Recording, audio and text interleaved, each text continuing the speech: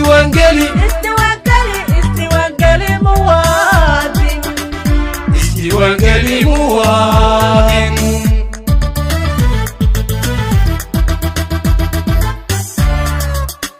kaadkaaga codaynta dooro xilkiya dawladaha hoose kaadkaaga codaynta dooro xilkiya dawladaha hoose wakiilka dooranayso dalkaaga dadkaaga dadkii wax tarayay geyso isdiiwaangeli muwaadin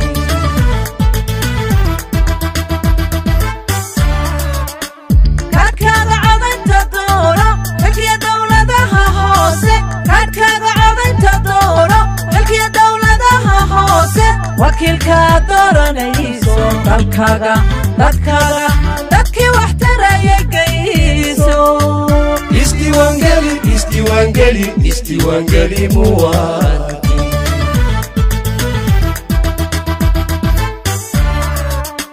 daryeelkii horumaryeena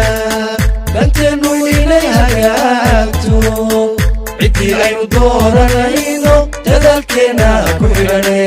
isdiiwaangeli muwaadin isdiiwaangeli muwaadin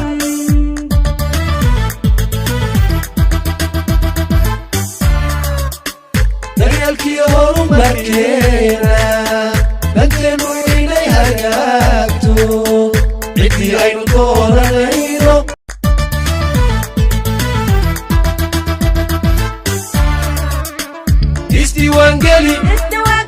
isdiiwaangeli muwaadin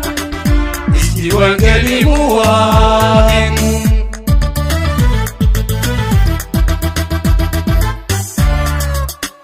kaadkaaga codaynta dooro xilkiya dawladaha hoose kaadkaaga codaynta dooro xilkiya dawladaha hoose wakiilka dooranayso dalkaaga dadkaaga dadkii wax tarayay geyso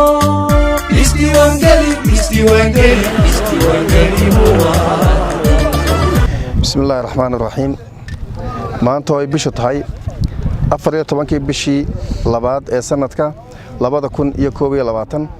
waxaa halkan jaamacadda Camuud ee gobolka Awdal ka ambabaxaya 20 goobood shaqaalahoogii iyo askartii ka soo shaqeynayay arrimaha doorashooyinka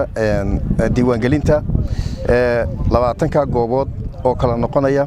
degmada Saylac waxaa laga diiwaangelin doonaa 4 goobood oo kala ah Saylac Looyacado Xariirad iyo Fiqi Aadan degmada Saylac 4 goobood bay iska diiwaangelin doonaan hadii Ilaahay yiraahdo 10 maalmood ee soo socda hadii Ilaahay yiraahdo ma berito laga bilaabo waana kaad bedelkii oo ah muxuu ahaa qofkii wuxuu ahaayay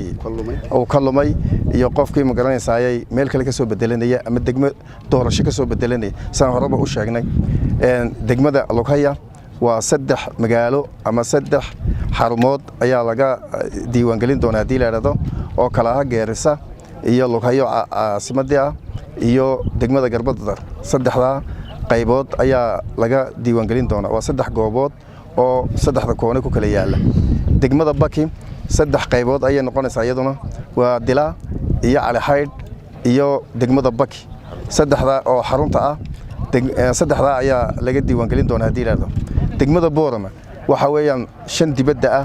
iyo 5 gudaha waa 10 goobood 5 dibadda waxa kamid ah Boon Qulijeed Cunaqabad Gorayo Cawl iyo Garbahaadley 5 guduhuna waxaan u qaybinay 4 waaxood ee 4 ay ka kooban tahay degmadu caasimadu guud ahaan oo kala ah dugsiga Sheekh Axmed Salaam dugsiga Sheekh Cali Jawhar iyo dugsiga Ardaale dugsiga Sheekh Ismaan 4 iskuul ayaa la iska diiwaangelinaa iyo hanuuninta dhexe oo bartamaha magaalada ah marka waxaan u sheegaynaa dadweynaha in goobaha 20 ayaan soo sheegnay ay u diyaar garoobaan oo ay tagaan maanta oo ay tahay bishii February 14 oo ay komishinkii sadarkaysan u diyaar garoobeen iyaga taagan yahay gudoomiyihii komishinka qaranka ee doorashooyinka oo loo kala bixi doona degmooyinka gobolka hoos yimaada iyo magaalooyinka dhamaantood farxad bay noo tahay inaan kala qayb qaadano oo hawsha adag ee galayaan ee dusha u ridanayaan Allah ku asture aan kala qayb qaadano annaka doorka nagaga aadan ayaan ka qaadanaynaa runtii oo amniga iyo inaan degmooyinka u sheegno inay kala qayb qaataan oo ay u diyaar garoobaan sidii ay ula shaqayn lahaayeen komishinka waxaan farayaa degmooyinka dhammaan gobolka Awdal inay la shaqeeyaan komishinka iyo meelaha xuduudahana amnigana la ilaaliyo saaka waxaynu ilaahay ugu mahadnaqaynaa in ay noo suurowday inaynu kala diro hawshii kaadh bedelka iyo goob bedelka oo sidaa arkaysaan gaadiidkeedii iyo ciidankii iyo dhallinyaradii hawsha fulinaysayba ay dhammaan diyaar u yihiin gaadiidkana hadda la saari doono agabkii lagu shaqaynayay marka waxaanu runtii bulshada ugu baaqaynaa 10 casho ee uu socdo goob bedelka iyo kaadh bedelku in ay ka faa'iideystaan oo ay ciddii kaadhku ka lumayna kaadhkeedii doonato ciddii meel ka soo guurtayna ay runtii iyaguna ay bedeshaan goobtoodii si ugu fududaado codku meesha ay ka codaynayaan ay noqoto halka ay degan yihiin waxaanu runtii ku dardaaraynaa waxa weeyaan dadkeennu had iyo jeer dubay wax u sii dhigtaano waxay sidaahaan waqtigaa dheer iyo 10 casho iyo hadhow baad geli doontaa siday u leeyahay ama hadhow baad doonan doontaa ayaa waqtigu kaga dhaca waxaan leenahay qof waliba waqtigaa uu joogo jaaniska haysto ee uu gaari karayo ha qaato kaadhkiisa cusub ama shahaadada cusub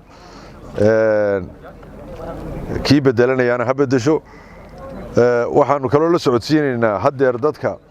waxaa la siin doonaa shahaado ay ku codeeyaan oo maadaama waqtigu uu hadda gaaban yahay dadka kaadhka loo bedelayo iyo kuwa goobta loo bedelayo lagama gaari karo in inta iminka laga qaado haddana dub kaadhar loo soo daabaco oo dub looga howlgalo sidaa darteed waxaa la siinayaa shahaado u dhiganta kaadhkii oo ay ku codeeyaan marka hal mar unbuu tegayaa qofku goobta gelaya kaadh bedelkiisii dalbanaya dabeedna shahaadadaasaa la siinayaa mar dambe uma baahna inuu shahaadadiisa meel dhigto oo maalinta cod ka yimaado unbaa muhiima dardaaran adag baanu runtii u diraynaa waxaanu leenahay dadku ha dadaalaan ha ka faa'iidaystaan sidaa la sheegay goobaha ha tagaan midda kale waxaan u sheegaynaa qofku